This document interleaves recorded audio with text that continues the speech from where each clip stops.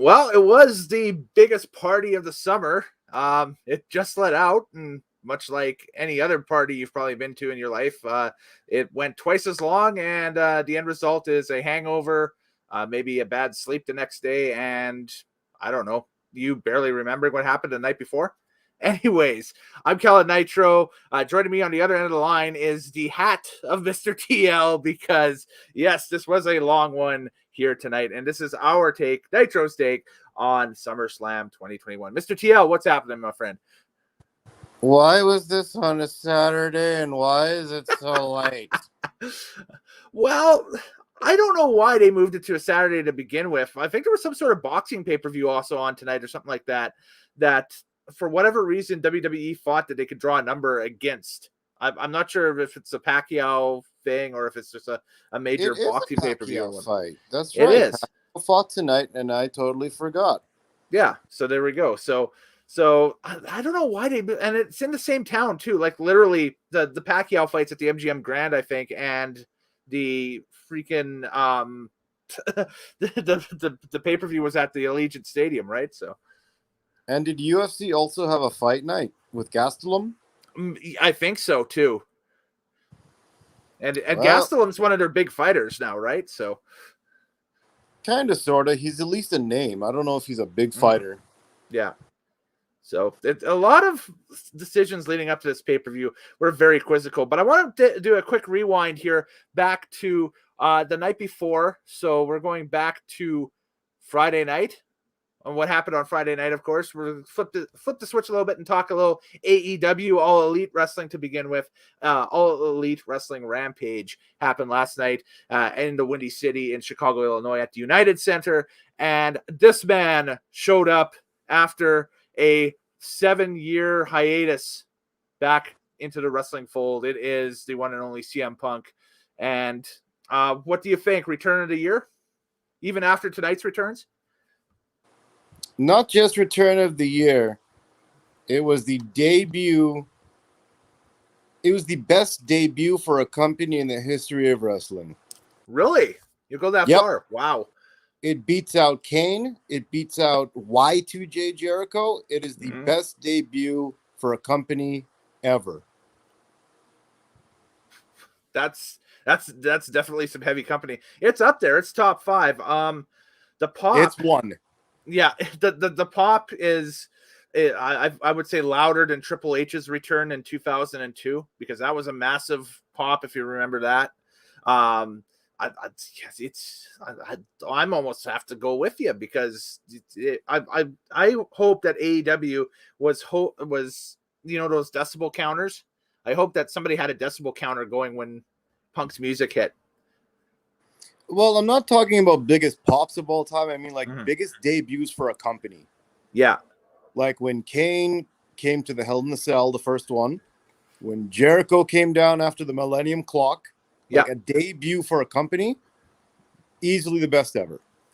Really? Wow. Yeah. No, you know what? That's, now that we're talking about it, man, it's definitely something. I'm going to just try and dig up this tweet that you had sent out last night about it, because I think you summarized it very well in this tweet. Yeah, here we go. So thank you. So and I quote, this is from Mr. TL's Twitter account at TM Loughton, if you want to follow him on Twitter. Today, not only did at CM Punk return to wrestling, but CM Punk had the greatest debut in wrestling history. And you itemized it. His hometown, same music, same designs, same slogan, same character, immediate main event attraction, no repackaging, and a heartfelt promo. Yep, that's me that said that, and I stand by that. Which, that's it. I mean, we were discussing this before the stream yesterday, and I think maybe either yesterday or earlier today, one of the two. But we were discussing this, and you had brought up that this is the first time in recent memory that we've seen a guy debut for another company that got to keep virtually everything. Yeah, like not even Ric Flair got to do that. They had to slightly modify his music when he jumped to WWF back in 91 too. Yep, and they took away his belt too, because there was a lawsuit over that that he had the big gold belt. Yeah, exactly. So I'm saying it's like this is the first time that we've ever seen a jump that was completely that person over to the other program with the same everything. Yeah. Now you could argue that when Flair returned to WWE in 2001, that it was similar, but it was not the same stuff that he was using in WCW. That's what I'm saying. Different remix, and it's similar, but also he came back as the GM for Raw. As the GM for Raw, he was at that time basically a non-wrestling talent. He became a wrestling talent later on in 2002, but in 2001 when he initially came back, he was a non-wrestling talent. So yeah, for them to grab Punk and just immediately have a main event guy, that is massive. That's pretty good.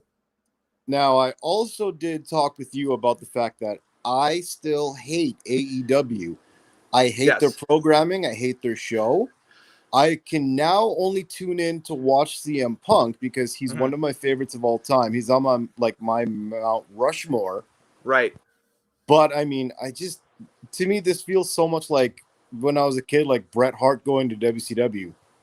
He didn't belong there. You felt it was weird, but I was still going to cheer him on because he was my guy. Yep. And the more I watched the WCW product, the more I hated it. And I would just tune in to see Bret's stuff and then change the right back to Raw. Yeah. Now the undercard for last night's Rampage wasn't the greatest. Even as an AEW fan, I'll even admit it. To me, it wasn't the greatest. I didn't like it. So, I mean, Moxley goes over on a kid that just was in NXT at the beginning of the year. What else was there? You had your tag team eliminator there, but you're kind of pushing the Jurassic Express, I should say, not Jungle Express. You're pushing Jurassic Express for your tag titles and that stuff.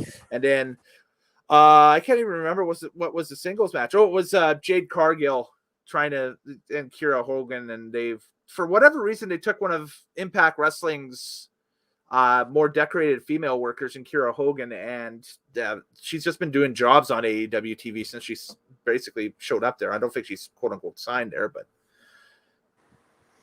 it was trash, bro. Yeah, I have no rebuttal to that. It was pretty terrible. I think the only other real cool thing for last night's Rampage was check out that face paint on Darby Allin. That's sick. I don't care who you are. That's an awesome design. I love that. What's the point? You have to wrestle with it. It's gonna just dry. It's gonna like peel off in a second. Well, Sting made it work for God knows how long. Yeah, but it was simpler. Yeah, he's just doing his own take. Okay, you're right. I'm not gonna poo-poo on the guy's face paint, but at the same time, that show was trash, bro. That was an embarrassment. Wow. It's what reminded me is like, oh my God, I really have to sift through this crap just to watch CM Punk again. Well, it's like I put on Twitter afterwards, is now the big fight for AEW is everyone's like, yes, now they can take it to WWE and everything and blah, blah, blah, blah. It's like, no, the big fight for AEW now is let's constantly get ratings that are for Dynamite in above the 1 million mark. They should be doing 1.5 at least with the talent roster they've got, with the name value they have, at least on that show. And let's say for Rampage, that could be the show that kind of floats around 1 million or so, because that's the show that's ultimately going to end up not on TNT, but it'll be on TBS in the future in 2022, because that's the idea to begin with. So, yeah, but like I said, with the way that they run their programming and the way that they just let the stupidest ideas allowed on TV show up there on broadcast television, right? I don't know who's going to follow this thing. They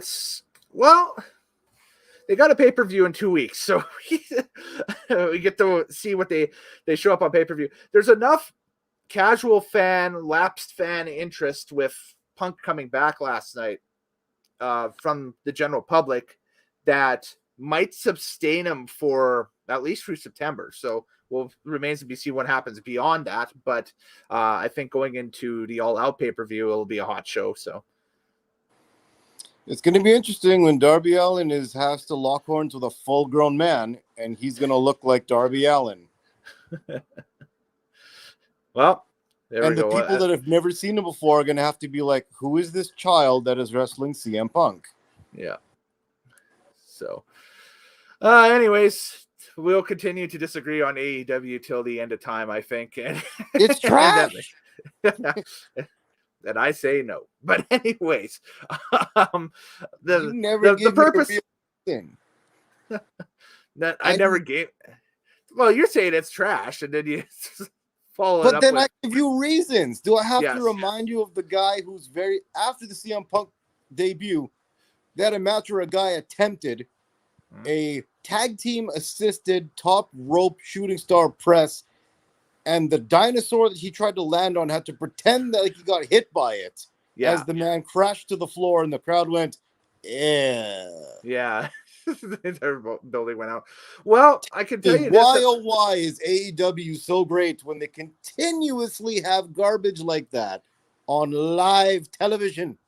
I don't think it's so much the live garbage. It's the fact that they're willing to try different and I guess more common sense booking than WWE. How is that common decisions sense for WWE? Booking? Well, not that exact experience, but I'm just saying, as a whole, as a company as a whole. Like, I'll admit the undercard for last night was terrible on Rampage. After the CM Punk thing, and after Allen and Punk made the match official basically for the pay-per-view, the undercard was terrible last night. They had Moxley fight a junior high schooler in the main event. Where's the sense in this booking? NXT trading. But anyway. Trash, bro. Let's go to the thing that we were here for. Yes, SummerSlam.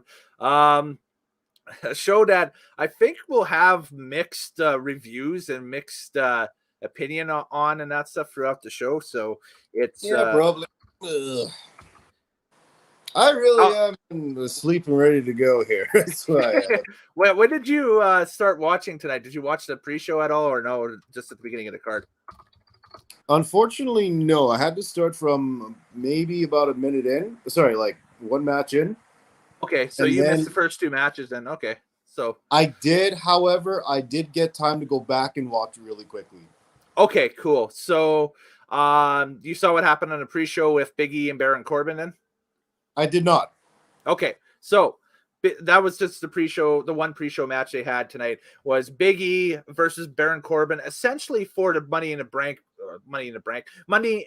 Bank briefcase is what I'm trying to say. The runtime for this was 6 minutes and 35 seconds, and there were a lot of wrinkles in this thing where there was a TikTok winner that was announcing the match itself. That apparently you could enter a contest on TikTok and do your best Howard Finkel impersonation, and you would get a match, you would get a match to announce at SummerSlam. That was the whole deal.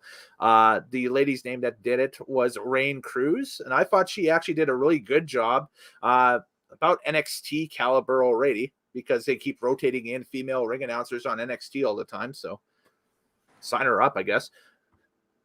My guy, let me jump to the actual point in question I have. Okay. Why did Big E have to win back his own briefcase when he won it in a match? Because Baron Corbin stole it. If anybody can steal the briefcase, why is there a match to get the briefcase? I think the match itself was just Big E wanted Baron Corbin for stealing his briefcase. I don't think the briefcase itself was physically on the line, but you got the idea watching the match that the briefcase was on the line here. Trash. Idiotic, nonsensical booking. Mm-hmm. Please just jump to the finish and give me the result. The big ending after Corbin attempts to leave again with the briefcase at 6 minutes and 35 seconds, wins the match for Big E. Big pop from the crowd. I think they were hungry for a cash-in tonight, and there were enough circumstances going into these matches that one would think that there might be a cash-in, but ultimately, folks, you did not miss a cash-in for a single second.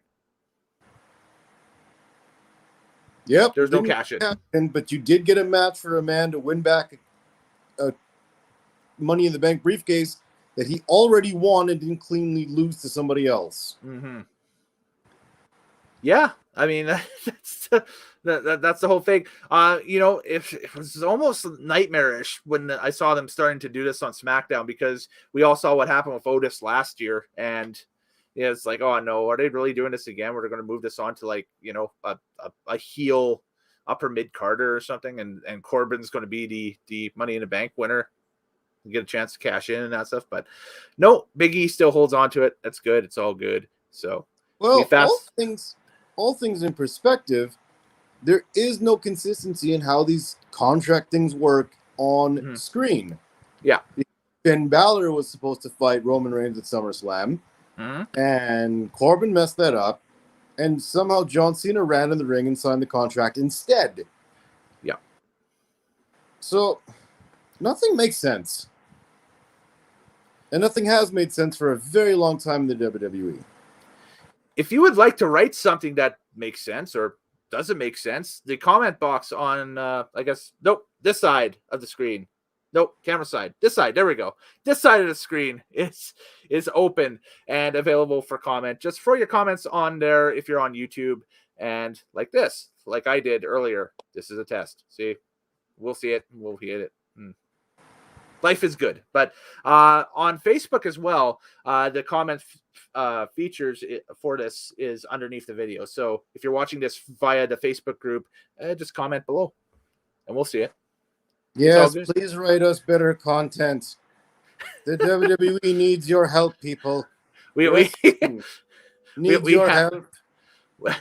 We have a very burnt out Mr. TL, if you are talking or if you're tuning in right now, and a kind of quizzical Cal Nitro after tonight's show, a little bit giggly, a little bit. Another thing too that was shown once but never referenced again throughout the show was Logan Paul showed up again at a WWE event. He was ringside during the Biggie Baron Corbin match. They showed him on camera during the pre-show, and the crowd just let him have it. Like, they booed big time, rightfully so. I mean, the guy basically screwed up YouTube, but that's my opinion. So there you go. Yeah, but like, why is he still there? I don't know. I guess we'll find out in the coming weeks what the reasoning was for him being there, if they're trying to work another match deal with him or whatever, because he was involved with that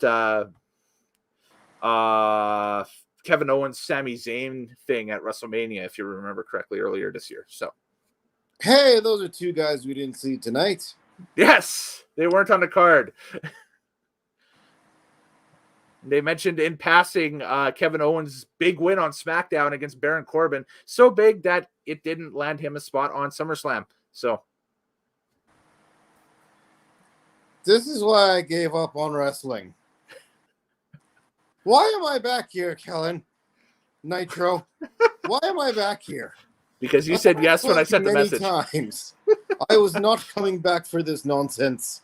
Because you responded to my message and said yes. That's why you're back. I know, but I really thought this was going to be a Sunday, like every pay-per-view that ever happened in WWE. Yeah. And by the way, I got some channel housekeeping notes that I have to hit on by the end of the show today. So if I don't remember, remind me, I guess, whatever, and I'll just get into it. It's a couple of announcements on some changes and some upcoming things that'll be happening with this channel. So you're not taking away the nudity, are you? Actually, I got a couple of projects. I have a couple of projects on the go that involve very heavy nudity, actually. So those are upcoming. The exact opposite. The nudity is about to be turned up about 5,000% here. So as much as it's legally allowed on YouTube. I did not see that coming. Yeah, there we go. So we get into the pay-per-view open, and then our opening contest was for the WWE Raw Tag Team titles. RK Bro, Riddle and Randy Orton versus AJ and Almost, who were the champions in coming into this thing. And I got a couple of lines here about the stadium set, and you can bounce off of me with whatever you think about it. But I prefer the stadium design that they had for SummerSlam tonight over the Mania design, except the entranceway. Obviously, with the theming for WrestleMania, and that's if I thought that the giant ship that they built was really cool.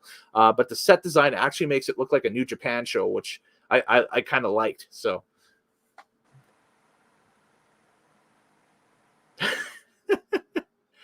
No comment. What?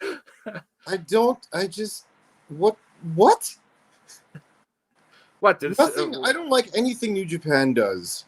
Okay. So, I mean, yeah, I don't know. You missed the big ship? That was the one aspect of the WrestleMania set that I liked. That I really liked was the big ship, I should say.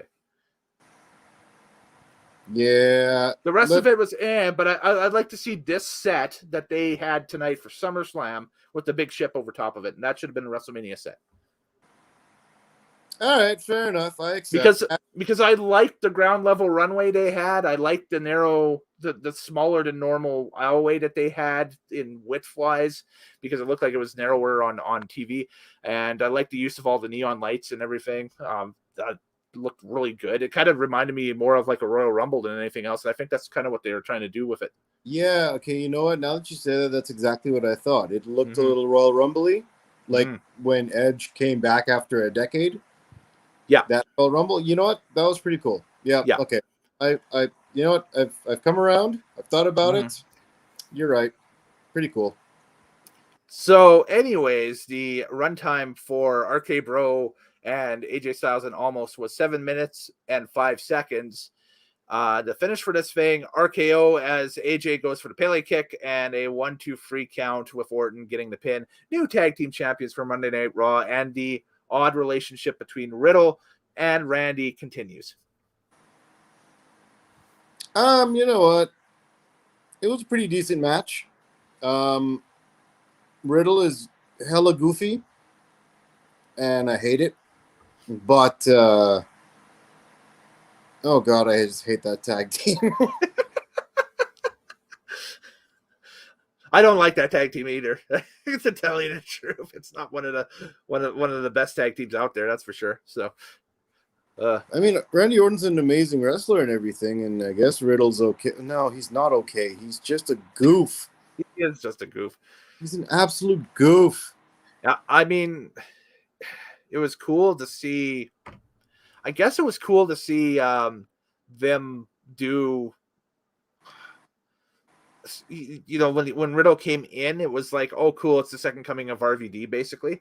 But then now that we're into it, it's like he doesn't bring a lot to Raw, and the problem is Raw is a show that's suffered a lot, and yeah.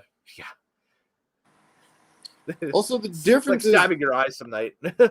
RVD came across as like a martial artist that just happens to smoke a lot of weed, and Riddle just seems like a guy that smokes a lot of weed that just happens to wrestle. Yeah, the what's his name from Big Trouble? He kind of reminded me of the protagonist from Big Trouble in Little China. Kurt Russell. That's it. Kurt Russell's character.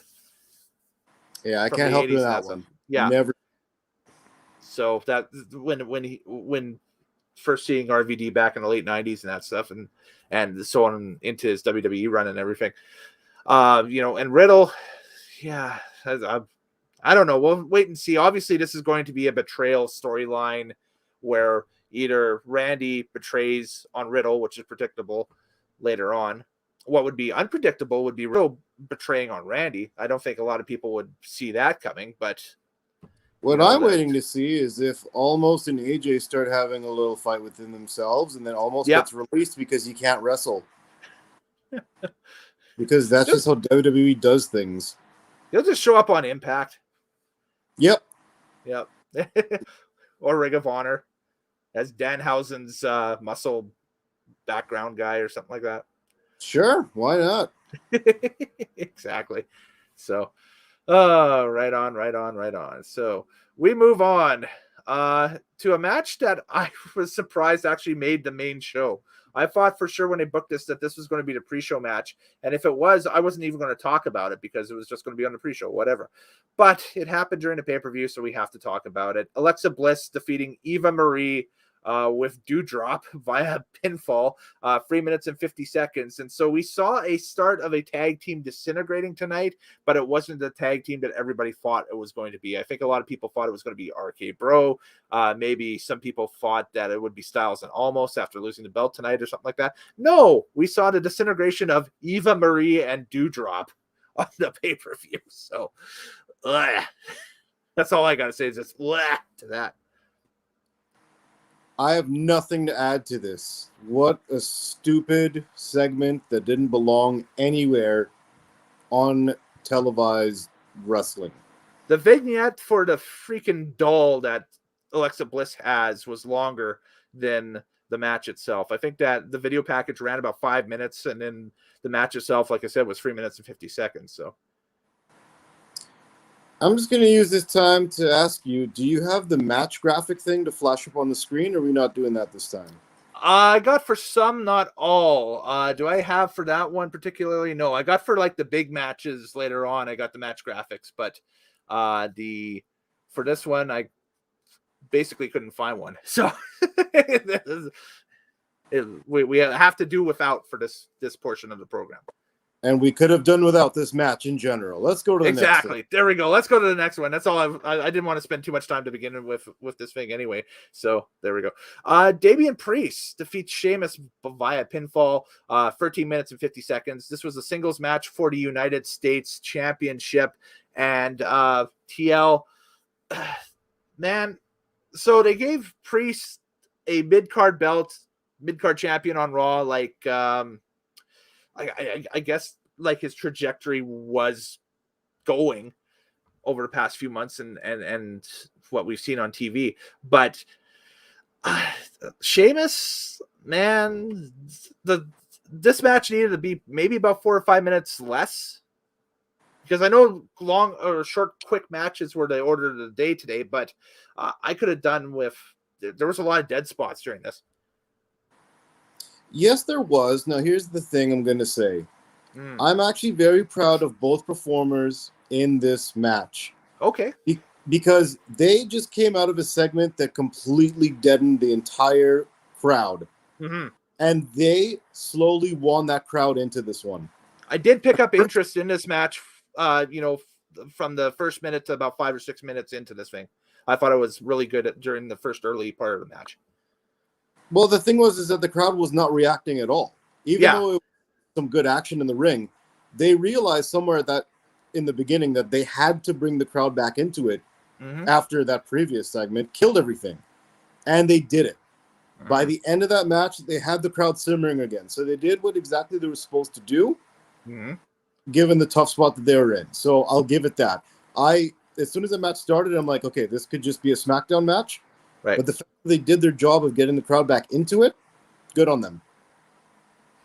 There we go. That's, you know what? That's basically the match in a nutshell. And hey, Damian Priest finally gets a belt, so we get to see him run, hopefully for a while, with this U.S. Championship, because I think he's built for it. So, I think so too. Definitely.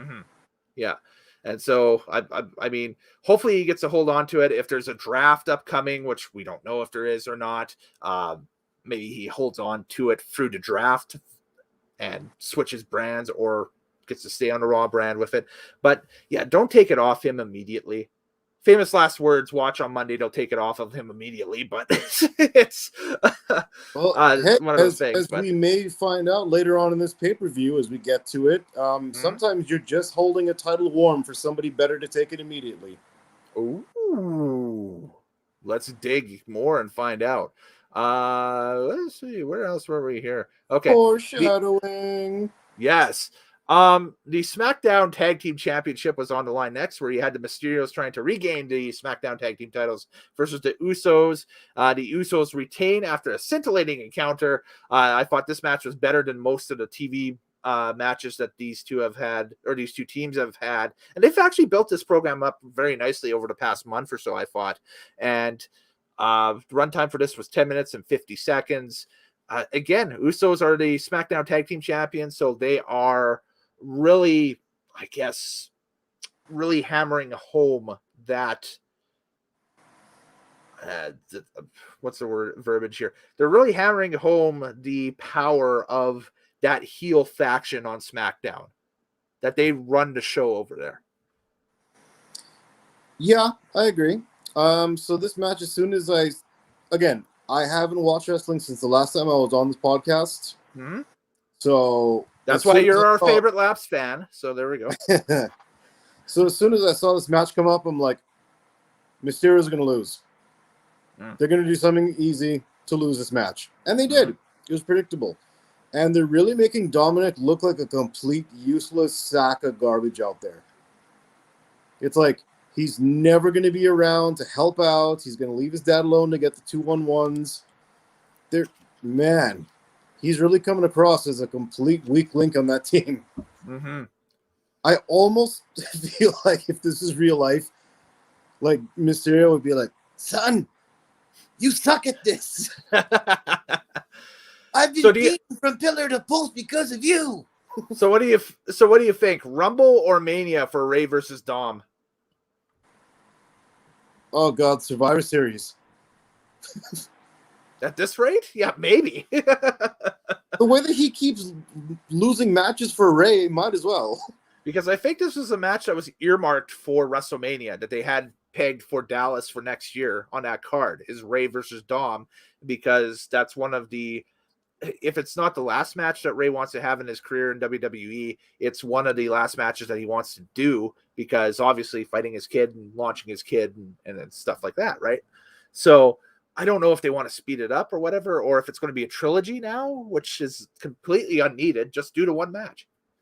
I don't know what they're doing, but like Dominic looks weak as hell right now. Yeah. I would almost just, I would not be saddened if Ray turned on him. Yeah. Yeah. No, I wouldn't be saddened either. So there you go. Yep. Next. Yep, exactly. All right. We go backstage and some reality TV chick, Tiffany Haddish, introduced Damian Priest as the first time national champion. TV. Hold on a second. Okay. Hold on just a damn I've never heard of her, so. What? Sorry. Bitch, is you? Oh my God. First of all, she's a stand-up comedian. Okay. She's a stand-up comedian, and she's also done movies so far. Okay. And she's part of, like, I guess, the Kevin Hart crew. Okay.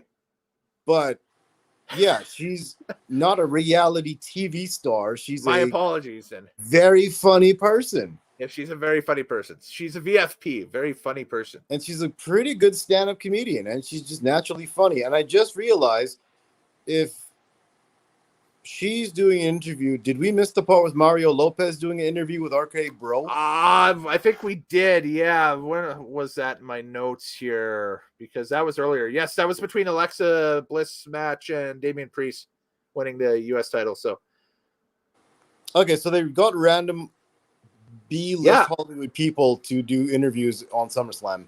Which I didn't mind, actually. That was a nice little change from, the Sarah Schreibers of the world and that stuff. But, Tiffany Haddish introducing Damian Priest as the first-time national champion. I was expecting somebody to walk out with, like, a gold medal and maybe a trophy. Well, speaking of gold medal, that segment does come up a little later. Yes, exactly. And there's where there's smoke, there's fire with that, so. Yeah, so let's keep moving. WWE Intercontinental Champion Shinsuke Nakamura comes out after Rick Boogs plays him to the ring, and McAfee gets weird. That's all I have. Yeah, I realized that wasn't a match. They literally just had an entrance for a wrestler for the sake of having an entrance. For having him on the show, yeah. Yeah. And then the show actually just moved on after the entrance. Exactly. So it kept rolling along. So I hate to do this. Yeah. Oh, anyway, go for it. No, go ahead. You? Okay. Anyway, I hate to do this, but I am fighting a wicked sneeze right now. So I'm going to go take care of that. Folks, no, 1 minute. On camera.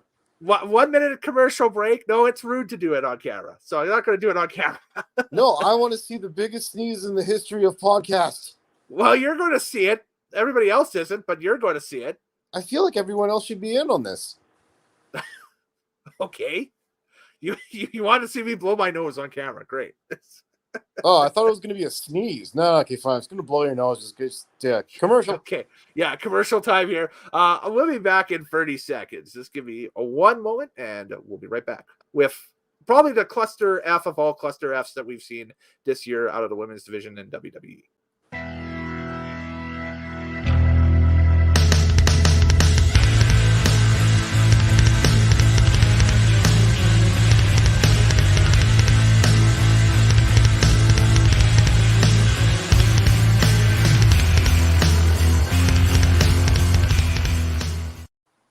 Back. There we go. So quick.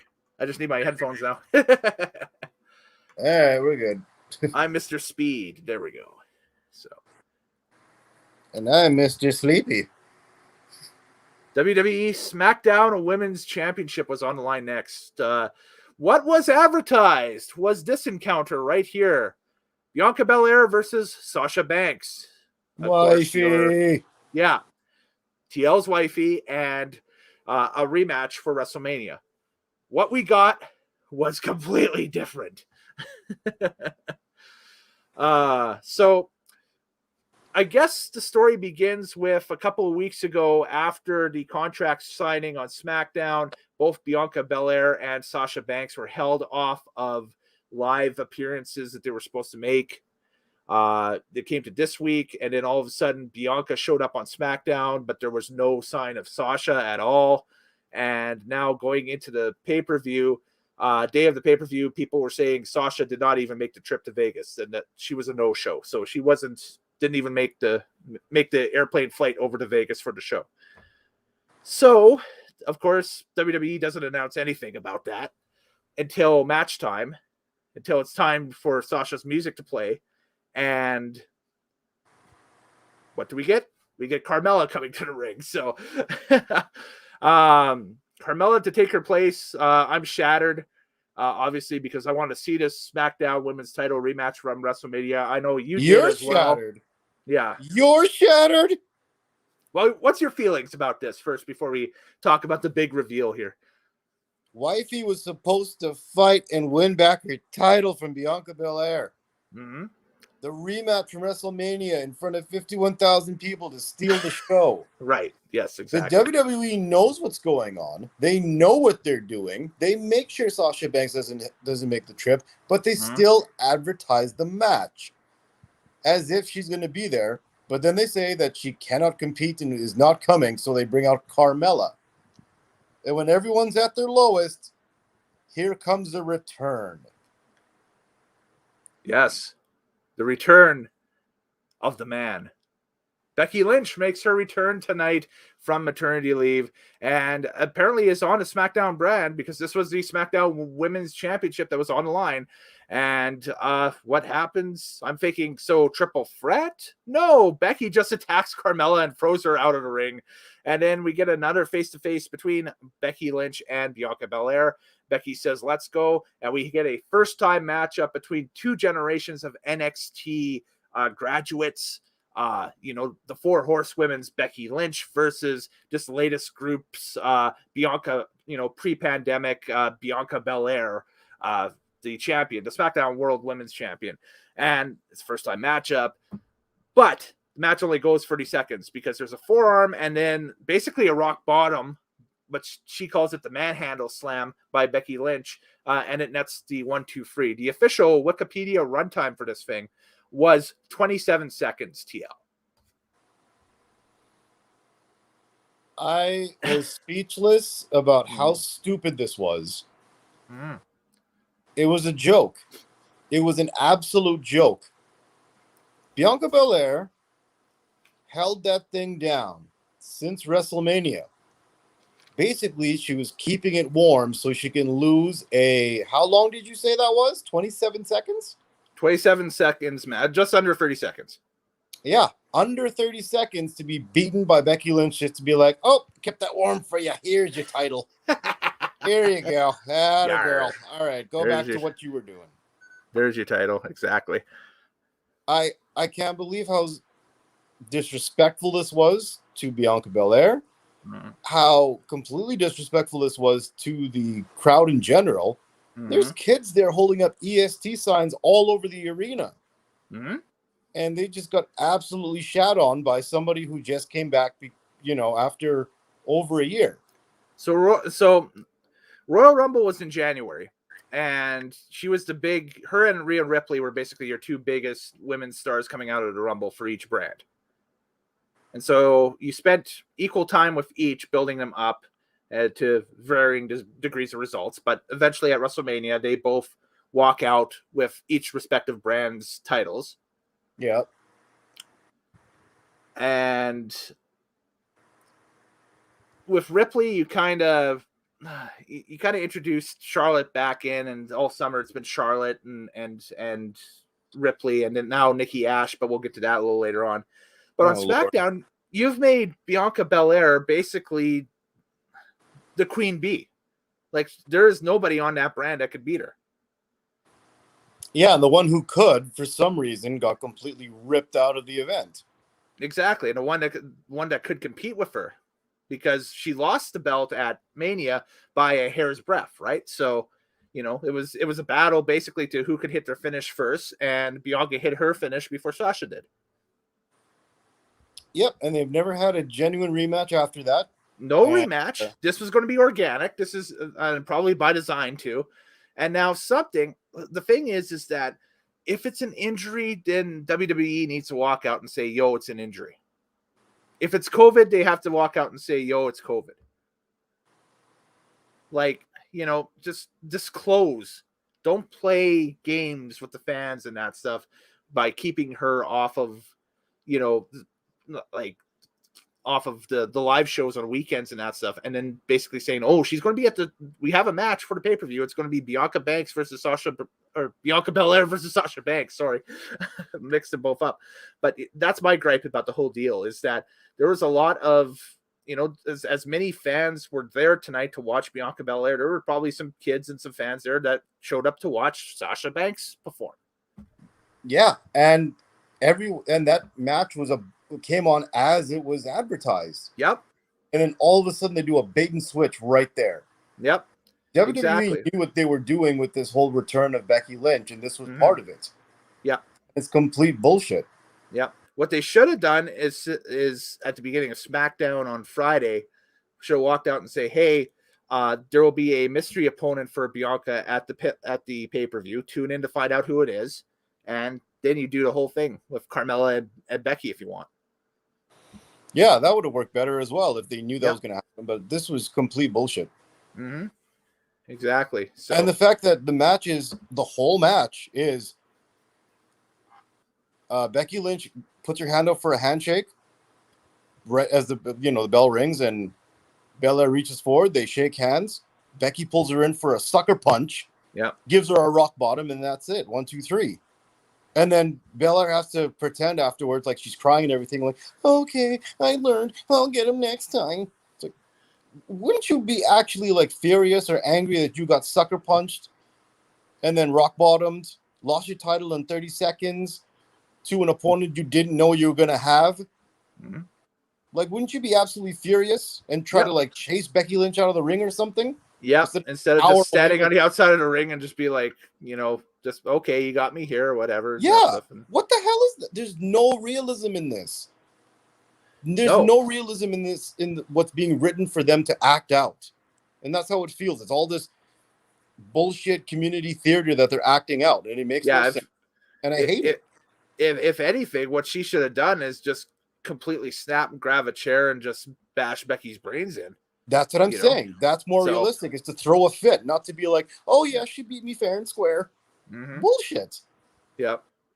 Let's move on. I'm done with this one. This is it's very polarizing because it makes people mad and that stuff, but it shows you the difference between the two companies with their big returns this week. Is that you had over on AEW, what happened over there with CM Punk and how it was basically top notch from front to bottom or front to back. And it had been, hyped for months that this was going to happen. If not months, weeks, that this was going to happen, right? So, and now what this was basically a bait and switch. And I don't know in 2021 if bait and switch necessarily garners a positive result anymore. Like it's mostly negative, right? It's bullshit. Everybody knows it. Don't sugarcoat it. It's bullshit. Yeah, no, I'm not. I'm that's not my intention too. I'm just putting it out there. So, and I'm putting it out there. That is horse shit. It is. Yeah. All right, let's move on. All right, just going down here. Okay, there we go. Announcement for another Saudi show coming in October, and this is the first of the channel announcements. We will not be reviewing that show because I've made it a point since they've started to do the Saudi Arabia shows to not review those because I don't agree with the politics that lead up to doing the shows and the Jamal Khashoggi thing, and I got my reasons for doing it. So for that date, watch for a poll on my Twitter at Kellen Nitro for the 4 replacement shows, and they are going to be classic pay-per-views that I'm just going to pull out at random, and we'll put them head to head, and we'll get you guys to vote on them. And day of show, I'll do a Nitro's take on it. Sounds good, man. Mm-hmm. I would say take it a step further and just boycott WWE, but do your thing. I might boycott WWE out of the classic pay-per-view poll. And maybe we pick stuff from different organizations. Maybe we do a Ring of Honor show, a TNA show, a WCW show, and an ECW show head to head. Yeah, WCW. Why would you make everybody suffer? Well, I ultimately suffer because I'm watching it. But don't do that to yourself, man. Don't do that to yourself. Yeah, hence the request for stuff from 1993 that have recently flooded the channel, but that's a whole different trip in itself. But anyways, there we go. American wrestling gold medalist Tamira Mensah Stock, I believe is the pronunciation for her name, and Gable Steveson are introduced. There is talk that Steveson might be heading to NXT soon if there is an NXT after this weekend. Okay, I was genuinely waiting for Kurt Angle to come out. He no longer works with the company. No Kurt Angle. I was very disappointed. Kurt Angle does not work with the company. But I want everyone to know that that's genuinely what happened. They had the 2 gold medalists for America for amateur wrestling come out. Mm-hmm. They waved, and they cut to the next thing. Yeah. They didn't even bother to do an angle with them or anything or whatever. It was another what the F moment, just like the Shinsuke Nakamura just having an entrance for the sake of having an entrance for no match. Those two should have came out at the beginning, like they do with a lot of sports teams and that stuff will honor Olympic athletes as they return home and everything from their hometowns and whatever, is you bring them out for the national anthem at the beginning of the show. And you bring in like your person to sing your national anthem, and you have the 2 athletes stand alongside and they sing the national anthem. Yeah, sure. That would work. That works. You know what I just realized? They have Rick Boogs doing the guitar solo thing for Shinsuke Nakamura. Yeah. What happened to Elias? Well, he's doing a character transformation. Apparently, quote unquote, Elias is his guitar burnt up. He burnt his guitar and took that persona and trashed it. So now we're waiting on Monday Night Raw to see what Elias's new thing is. I hate WWE so much. Next. Yeah. I just can't. How do you do this? It's so much garbage and bullshit. I don't know. Well, I only do WWE shows once a month when they're on. It's too much. I mean, this is probably the least amount of WWE TV I've watched in a 3-year period is this summer. Just because not only do I do stuff for this channel, but I have a racing channel that is just basically flying off the rails right now with content and everything because it's racing season. So, my 90% of my attention has been devoted to that. So, oh yeah, one last thing before we move on to the next thing. Yeah, go for it. Was the housekeeping just the Saudi Arabia thing you were talking about? Oh, the housekeeping for the channel? No, I'll get to it at the end. Don't worry about it. Oh, We'll get to it at the end. My apologies. At the end of it, yeah. No, I just wanted you to remind me of it when we get to the end of the show. That's it. Gotcha. Yeah. All right. After we give our ratings and the whole deal. After the gimmick is done. So. Okay. All right. Yeah, Let's cool. get to that finish line. All right. Extreme Rules, September 26th. Meh. Jinder Mahal versus Drew McIntyre. I have literally, this is the only notes I have for this Fig TL. Claymore 1, 2, 3. Drew wins. Lol. Yeah, legit. That's it. I can get you a runtime now if you want, because they've published those. 4 minutes and 40 seconds. Veer and Shanky were banned from ringside. Those are the two dudes that are with Jinder. Next. Triple threat match for the WWE Raw Women's Championship. This one ran 13 minutes and 5 seconds. It was Nikki ASH who had walked in as the champion, Nikki Ash, versus Rhea Ripley versus Charlotte Flair. And Charlotte Flair walked out with the Raw Women's Championship. Nobody is surprised. Nobody is surprised. I'm trying to think what number that is for her. It's got to be 42. 320? For a title ring? Oh, yeah. Hang on, I'm going to do a Google here. It probably mentioned it during the show, but I just didn't. While you do the Google, I just want to mention the same kind of thing happened as last time. Mm-hmm. Everyone booed Charlotte Flair when she came out, and by the end of the match, they were cheering her because she's fun to boo, and she's very much like her father in the crowd reactions. Rhea Ripley got a mixed reaction. By the end of the match, Nikki Ashcross, whatever, was getting booed because her gimmick looked silly, and she looked small and tiny compared to the two other female wrestlers that looked legit. Fair enough. I mean, that's what was perceived, right? So that's. I just hate when on Yeah.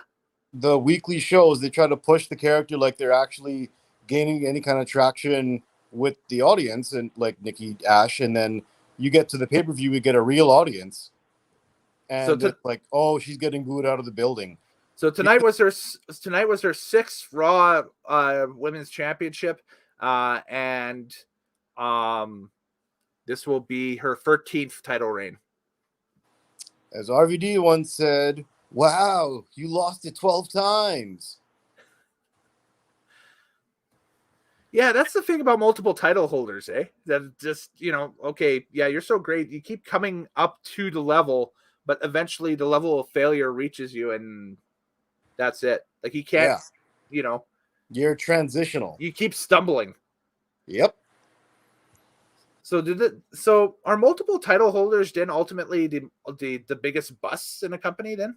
Is it kind of backwards in that was, No, it's kind of like forging the numbers. It's trying to make you look better than you actually were. Pop this up. Forgot to pop this match. I forgot. Oh God, I did not see that coming. This is one of the matches I actually had a match graphic for, so there we go. You know what's hilarious? Put that picture back up. Rhea Ripley looks so... Okay. It's the look on her face. It looks like she was not ready for that camera shot. Well, you know how they take pictures corporately now and that stuff. It's like they just buried a motor drive on a camera. And so you get like 75 different pictures and they just pick one. I know, but the one they picked looked like they were like in between two different shots, and they went with that one. Where she's like, wait, now? Kind of halfway through a smirk, yeah. Gotcha. Yeah. Like, Nikki is full set in the smile. Yeah, but look at Charlotte. Look at Charlotte. She looks like she's like in the middle of a stroke. Like her one eye looks like it's like half closed. Yeah. The one eye is definitely like off, but she's definitely hit the pose. It's just maybe her eye blinked, but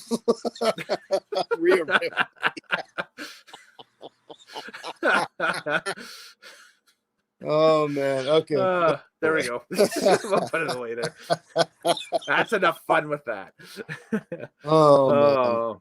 I have written down here that was a fairly fun matchup. I thought it was. The match quality itself, it had you could tell that it had gone up in this match, and that we were in the second half of the card where the matches were slightly better than the first half of the card. So it was not bad. It was just, like I said, it was predictable, and the crowd response, it didn't, like I say, like, I don't know, it didn't ruin the match, but it definitely solidified what I thought. Yeah, finish for this thing was Nikki ASH hitting a crossbody, but no dice, and Charlotte Flair locks Nikki ASH into the figure eight. They had been starting to work on her knee throughout the entire match, so Nikki had to tap immediately. And of course, Bob's your uncle. Charlotte Flair is your new champ.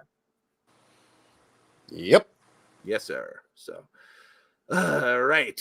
Next contest, Edge versus Seth freaking Rollins. So, this match itself ran 21 minutes and 15 seconds. TL, this is my vote for match of the night. I thought that this was a very solid encounter between both these guys. The match did not feel like it dragged at all. It was an old school WWE, WWF. It almost felt like a mid-90s Bret Hart match where, you know, the heel picked one part of the face's body and just exploited and worked it. And the face technician came back, and because he's the plucky face technician, was able to MacGyver something at the end to beat the heel. So yeah, you absolutely hit the nail on the head with the description there. That's exactly what that was. That was formatted something like a Bret Hart match. Exactly. Yes. You said it. Now, what we're not going to skip over is the fact that Rollins came out looking like Captain Crunch with his ridiculous attire. I'm gonna see if there's a picture of his. There's got to be a picture of his attire online here. So, but keep going. What's his name? The commentator alongside Michael Cole. What's his face? At McAfee. Yeah, he didn't know what Sgt. Pepper's is from the Beatles. Yeah, there was no comment off of that. I even said it to myself watching the show. It's like, oh, nobody's gonna know. I don't know what was worse. I didn't know what it is.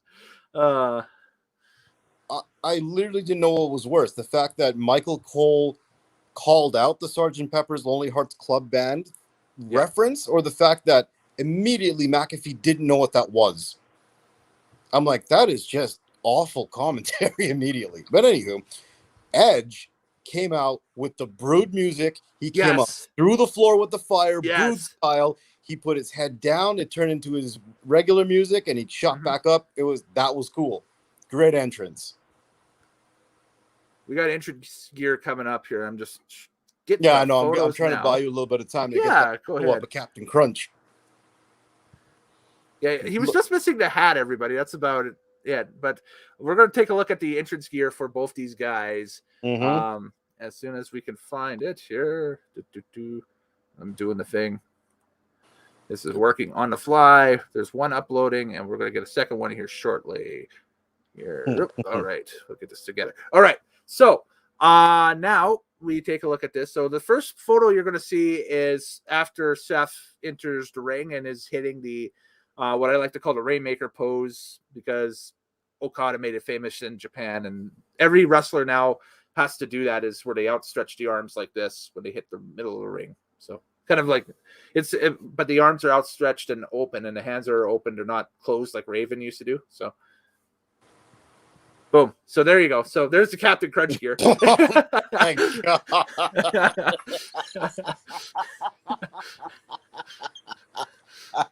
He also had a ton of tape on his on I guess it would be his right hand. Oh my God, that shit it was taped up like nobody's. Yeah. That fucking grin on his face. Now compare that to Edge's 2021 I guess Brood reboot gear. Let's see. There we go. Yeah, buddy. I didn't even notice there's writing on the jacket that says "Drink the Blood." Yeah. The Brood. Yeah. You know, stuff he like had that. The swagger and everything going, and as soon as he tucked his head down and he shot back up with the rock fists, and he went back to his old music. I mean, that was a dope entrance. That was a dope entrance. I enjoyed it. You know, there's gonna be pictures of this ring gear because I think Warren Star made it. That rock and roll company out of Los Angeles that I think a lot of independent guys use for their gear and everything, and Edge really likes using their stuff. So watch their Twitter account in the next 24 hours or so. They'll probably post how all this was made and everything like that. But yeah, it is very, very cool. I enjoyed. So that was so awesome.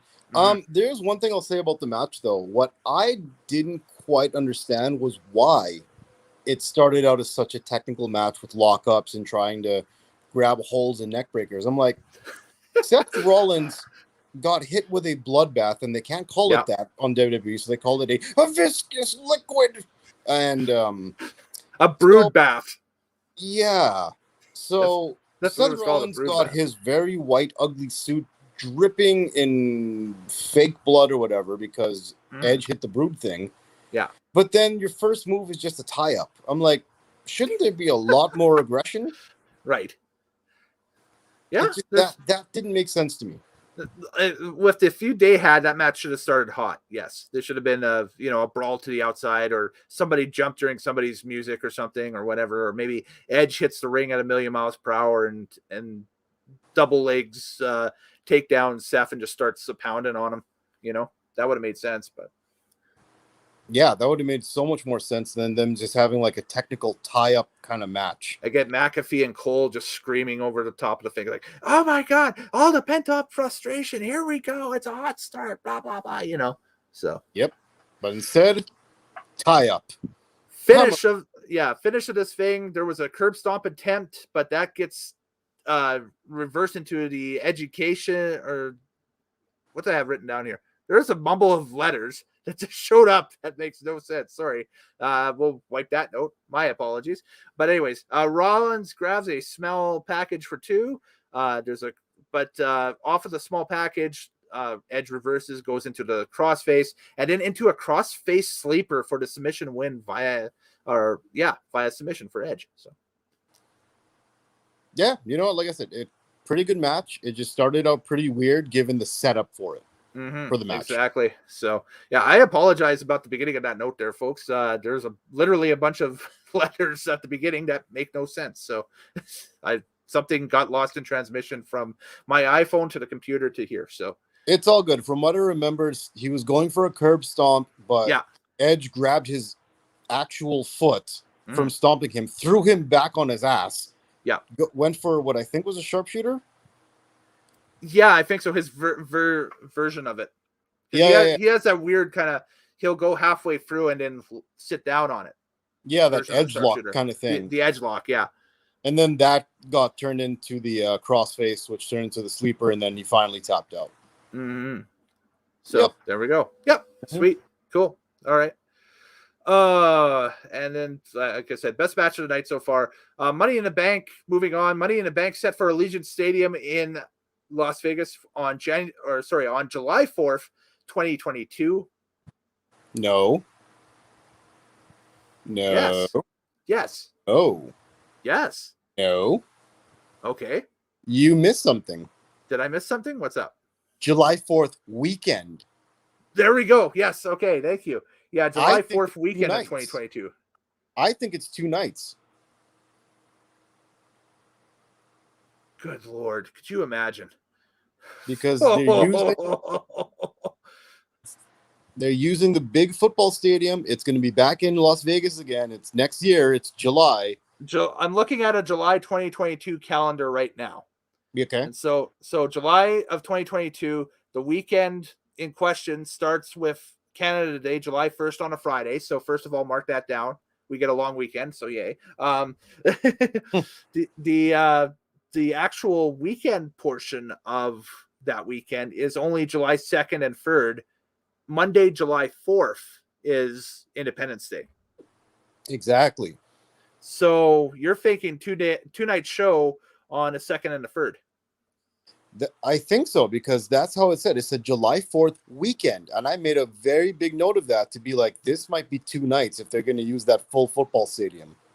Okay. I just saw July 4th and I figured, okay, well, July 4th on a weekend day. But yeah, 2 nights potentially for Money in the Bank for next year. We'll have to wait and see exactly how that rolls out. They were already they popped a QR code up at the end where people could snap a picture of that on their phone or grab the link to be notified when the pre-sale would go on sale for tickets and everything for it. So, yep. So I guess we'll see once the tickets go on sale if they're for one night or for 2 nights. Exactly. Moving on. The announcement is made for the attendance figure for tonight's show. So SummerSlam 2021 sets a all-time attendance record, obviously, for the brand new Allegiant Stadium, because guess what? They opened it up last year and there were no fans allowed. So anything that walked in through the front doors, basically, for the stadium tonight would have been the all-time attendance record. But the WWE number is 51,326. I'm doing the face palm because my head hurts because I remember what happens next. Oh, yeah. Miz and Morrison pop out, fighting over the Dripstick 2000. The New Day stole it. It wasn't a New Day. It was just Xavier Woods dressed like Razor Ramon as an homage. Yeah. They have a cool T-shirt. I do like the New Day Wolfpack knockoff. That's very cool. But the whole segment was so dumb. It was such a waste of time that I don't want to waste time on it. I feel like it just should be just deleted from the annals of history. Ultimately, to finish, Wood soaks Miz and Morrison with a water gun, and we move on to the WWE Championship Contest. I have a graphic for this. I have to switch back to this window and find where the graphic went. There it is. Boom. Bloop. These two gentlemen right here. Not a follicle of hair to be seen atop either of their heads, but you had the champion Bobby Lashley versus the challenger Goldberg. Yup. Runtime for this thing was 7 minutes and 10 seconds. Oh, by the way, the runtime for Edge and Seth Rollins was 21:15. So, a very nice 20-minute match between the two of them for sure. Yeah, so this Lashley and Goldberg thing. Hey, the crowd really doesn't like Goldberg after the entrance. No. Well, this match went 7 minutes and 10 seconds. I think a lot of people were expecting this thing to have the Becky Lynch time from earlier of 27 seconds, maybe 2 minutes and 10 seconds. Especially at this point in the show, because everybody didn't realize that, oh crap, this is a 4-hour show. Yeah, and that's when I started to go to bed, and which is where I am right now. That's why I'm in the dark. It's why I have a pillow and things behind me. It's because I'm ready to sleep. You are the moment we're done. You're closing your eyes and going off to dreamland. Yes, I might do that during this. I'm just saying. I think a few people have by the amount of activity on the comment board. I don't blame them. Nothing. This is the only comment we got. Is the test from earlier. See, there is a test. Woo, testing. Love it. So if you have any comments or anything, put it up in the comment boxes on both Twitter and Face. Well, not Twitter. You twit face. Facebook and YouTube, I should say. It'll show up and we'll read off some of them if we get any of them. But if we don't, we'll assume that everybody digs what we're doing and that's it. But kudos and hello to everybody watching tonight. And we're actually doing pretty good. So there we go. Oh, yeah. Bobby Lashley won and Goldberg had his knee broken and then his kid tried to jump in and he got his head broken. That's about it. There was a medium kind of murmur from the crowd. I don't want to say a really loud pop for this, for the ending of this, but kind of more of like a, whatever. This is probably what the main event will be for Crown Jewel. Is going to be Bobby Lashley versus Goldberg in a rematch of this for the WWE Championship. I think that's what they're building for. I don't know if the Saudi people want to see Goldberg ever again after they had that match with him and Taker. So, no, they don't care. They would just want names from the past and the present on their cards. Like, we're talking about the same people who asked if Vince could get Andre the Giant and Yokozuna on a jet over for the greatest Royal Rumble and put them in the Royal Rumble. These are people that don't do research. Really? They don't? Yep. Okay. Yep. Wow. That is, I feel like they shouldn't do business. They wanted Ric Flair in that thing, even though he's old and was, I think, the greatest Royal Rumble was before he had his health challenges, or maybe it was during. I can't remember. I think it was during. Yeah. I think it was during his health challenges. So, and yeah, those were the two other names that I remember just audibly being aghast at once I found out from all the dirt sheets and everything that was being asked. They had specifically asked if Andre the Giant and Yokozuna could be booked for this card. Terrible. A simple Wikipedia search would kind of tell them that they're kind of preoccupied with being dead right now. Let's go on to different things. Sadly, by the way, but let's go on to different things. That hurts my brain too much. Yeah, 7 minutes and 10 seconds for Lashley retaining the title over Goldberg. I think it's the right decision, at least. You know, Lashley is a pretty dominant champion. He's a safe champion to have right now. And there's nobody really on Raw that could take the belt off him, with the exception of one guy, which would be probably Drew. But when do you want to pull the trigger on that? Now, there's a few guys on SmackDown that could take the belt off of him for sure. But we got to wait for the draft to happen and people to exchange brands and so on and so forth. So. Yep, exactly. Mm-hmm. WWE Universal Championship. Roman Reigns, the champion, versus John Cena. Cena with a Super Mario-inspired motif. And Roman, of course, sends the twins back at the beginning of this thing. He wants to handle this by himself. Hey, there's that ugly picture. Yeah, there we go. Also, it was a Super Mario 3, specifically, is what John Cena was. I was going to ask if you had known which game it was, and that's because I had no idea. I think it was Super Mario. Super Mario 3. Okay, very cool. Runtime for this thing was 23 minutes even, and Roman Reigns defeating John Cena via pinfall. This was, you know, as main events go, actually a really decent main event. It's the first time in a long time that the crowd, I think, was 100% behind John Cena. Yeah, I think so. And I think Roman Reigns did a pretty great job of being cocky, of being a character that you couldn't like. Yeah. And he really got that crowd against him. Perfect heel. He did it so well tonight. The match, though, I think was formatted as your typical John Cena match, which is, I think, the same format he did against a returning, I don't know what year that was, but when he wrestled Brock Lesnar. Right. That was SummerSlam in 13, I think. Okay, no, that was the washout. Or 12, sorry. Yeah, I want to say 12. So that was the washout where Brock Lesnar just like kept suplexing Cena until Cena was done.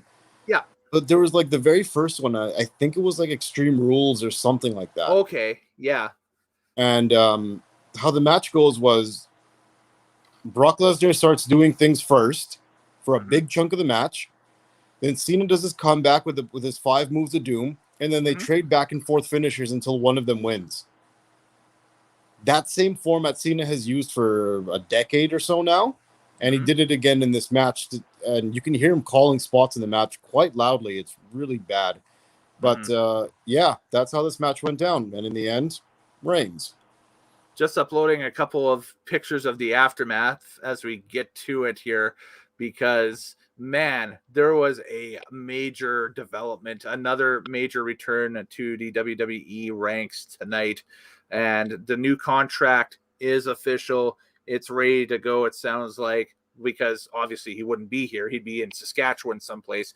But Brock Lesnar showing up at the end of SummerSlam.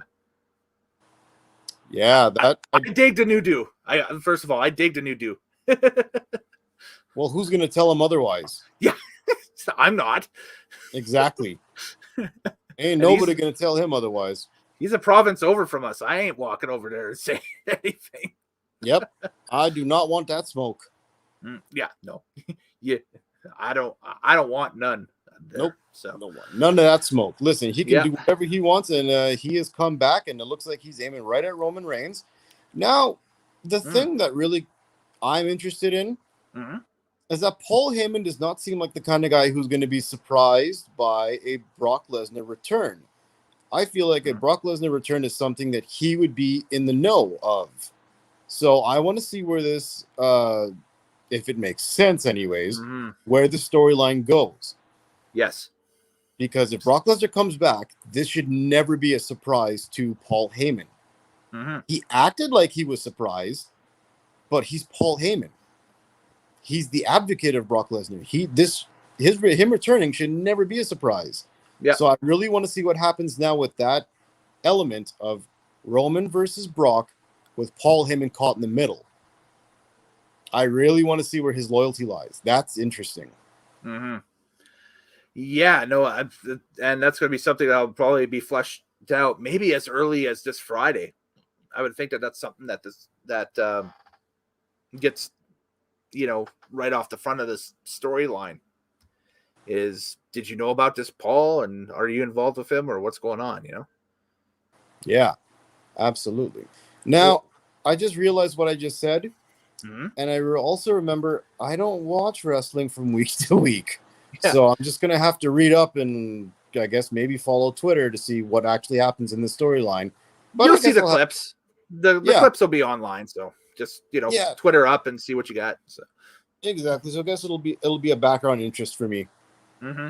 Yeah, it'll be very interesting to see. I think that this potentially, if they wanted to stack it supercard style for the Saudis, I think that it might be an undercard match. But then you got going into that card, your two big matches are Lesnar Reigns for the Universal title, and then Goldberg and Lashley for the WWE Championship, which I guess could be what they do.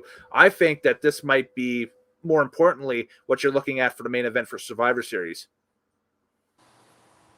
Oh, definitely. Yeah, because I think that regardless what happens in Saudi Arabia, you could easily come back a month later and have your main event for Survivor Series be these two again. Yeah, absolutely. And I mean, this is the kind of star power that could run you all the way back to WrestleMania if you do it right. Yep. They don't, but so I'm thinking, just from what we've seen, just guesstimating on this, I think we're going to get two big pops out of this. It'll be for Crown Jewel, and then for the more important one will be the conclusion of this all at Survivor Series. Yeah, for sure. Mm-hmm. And then we'll see what happens if Roman indeed is and that was one of the stipulations going into this thing tonight, was if Roman lost to Cena, that he would leave the company. That would be it for Roman Reigns. So I guess he doesn't have to leave now. But I guess we'll see what happens, if he loses the belt to Lesnar, what that entails. The two things that I just realized in that is Roman definitely did not wrestle like that was the stipulation of the match. I think they kind of forgot. Yeah. That's what I'm talking about, that inconsistency in reality. And two, what does Cena do now that Brock is back? Is he gone again? I think that this was a one-off anyway. So I think he's gone again. I think he's gone again, yep. We might not see him until Mania next year for something. Yep. That's typical what John Cena is doing now with his life and career. Movies, it's the reality of it for some people, and for some people it's just annoyance every now and then. So all right, and that is the end of the card. I think it timed out to be 4 hours and 5 minutes from start to finish, or something along those lines. So we're back to the super long super show links, which suck, but whoop-de-doo. And we'll have to wait and see if your assumption is correct about the Money in the Bank thing, if that's going to be a 2-night show or what the deal will be there. And then, on top of everything else, what the next big four, quote unquote, is going to be Survivor Series in November. And I guess we'll see how long that goes. That's it. So, and if there's a passing interest for Crown Jewel, then yay. So I'm losing awakeness. Okay. What's your rating on tonight's show out of 10? 6.0. A 6. Okay. Well, I'll give it a 6.5. Just add to one up, Nate. Didn't you? Just to one up you, yes. Yeah. Just to rouse you a little bit. Yeah. I really did enjoy Edge and Rollins. That was my favorite match on the entire card. And like I said, it's a good match and everything. It just didn't make sense given the storyline in terms of intensity. I love that Becky Lynch is back. I hated how they did it. Yes, the way that it was executed was piss poor, but the fact that Becky Lynch is back is interesting. But now the question is, you have a belt on her. Can she go 5 or 10 minutes on TV every Friday night? Can she go 15 minutes on the house shows? Also, the omissions of the night. There was no Kevin Owens. There was no Sami Zayn. There was no Cesaro. There was no Kofi Kingston. There was no Apollo Crews. There was no Ricochet. So the same people that never make it to the pay-per-views that's a consistent thing that WWE has. That's that. So there we go. And that's all the discussion we've got right now for SummerSlam. I'm looking at the comments right now. And again, this is the only comment we got all night. It's me testing the thing from earlier. So there we go. If you want to leave a comment after the stream, to post it up below. And if it's for me, I'll answer it. Obviously, if it's for Mr. TL, I will ensure that he gets it as well. We have technology to do that shortly. He'll answer you tomorrow, but I will ensure that he gets it. So there we go. The housekeeping stuff, which you had brought up. Thank you for reminding me, and this and the other thing and that stuff. Tomorrow night is NXT TakeOver 35. Is it the last NXT TakeOver that WWE does? Because we don't know what the future for the NXT brand is beyond the TakeOver. There is rumors that WWE is looking at nixing the brand. There's rumors that they are looking at heavily changing the brand. It's tomorrow night, so it could be an end of an era in how those are presented and the direction that they want to do and want to go with it. So we'll wait and see. I don't know about a Nitro's take for it. I know that it won't be right after the show tomorrow night, I think, and it'll be a solo one from myself. I think it might be later in the week, but if I get around to it, I will do one prior to NXT on Wednesday. My thoughts on the show and so on and so forth. So that's that. I will thank Mr. TL for his involvement tonight. Thank you again. I appreciate it, as he is going to sleep. So good night, everybody. Drive safe. Let's see if I can get rid of him off the thing here for this, and we'll see what happens. Oh yeah, cool, excellent. I can do that. I can go singles now. So I want to take this time to thank a member of the Nitromaniac TV family that did a lot of work with us in the past, and that's Mr. Morehouse. He has decided to take some time away from Nitromaniac TV and from doing these live event things, post-event things, and doing projects on the channel. And so I do wish him well. Hopefully somewhere down the line, we can look at potentially bringing him in, back again. The door is always open to bring him back, but he's decided for personal reasons, to take some time away from pro wrestling and from blogging about pro wrestling and covering it and so on and so forth. So I want to thank him very much again for that. And he is kind of the big driving force behind the end of the year Meltzer Awards that we do on the channel. I'm going to look at continuing that in some form or fashion, even if that's just me basically rambling by myself about who I would fill out on the ballot or whatever for an hour or something. But, whatever. Maybe we'll get some guest contributors in for that, and that'll be pretty sweet, pretty cool. But anyways, that's it. That's all we've got for tonight. Later days. Happy wrestling watching. I'm Kellen Nitro. Thank you again for everybody who tuned in tonight, and we'll catch you next time here on Nitromaniac TV's Wrestling Unlimited. Do take care, be safe, and yeah, that was the party of the summer. So y'all enjoy your hangovers, I guess. I got to be up early, so I got to go. All right. Bye, guys.